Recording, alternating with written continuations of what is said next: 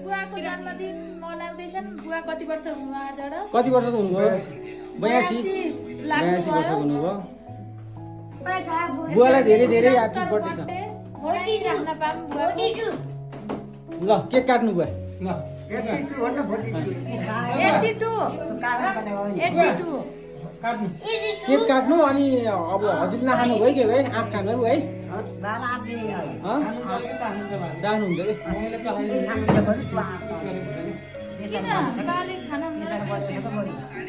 होइन happy birthday ल मम्मीलाई खुवाउनु बुवा